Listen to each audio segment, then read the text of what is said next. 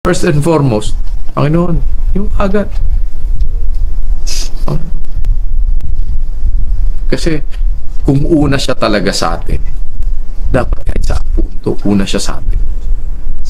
Una natin siyang naaalala.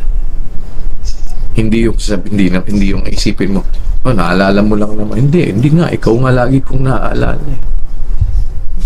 Diba? Kaya kahit sa maliit na bagay, lalo na, mas maganda nga yung alam mo, kaya mo namang gawin. Alam mo, kaya ko namang gawin. Normal ko naman ginagawa to. But still, na ipapakita mo sa Diyos na hindi yun ang pinagtitiwalaan ko. Nakaya ko naman, nagawa ko naman na hindi. Ang pagtitiwala ko po, kahit na kaya ko yan, pag di mo ako tinulungan, hindi ko rin magagawa. Hello po mga ka-adventure, kasama ko ngayon dito sa Apalit ang aking adventures, my adventure. At ayan po ang La Verdad. First time po siya nila rito, salamat sa Diyos sa malawala ating pagdating. Ayan po, nandito na po si Adventure.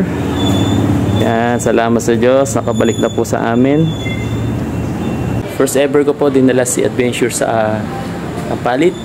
At ayun, dito na uli sa amin. Maraming pagliligtas sa biyahe, kaya salamat sa Diyos.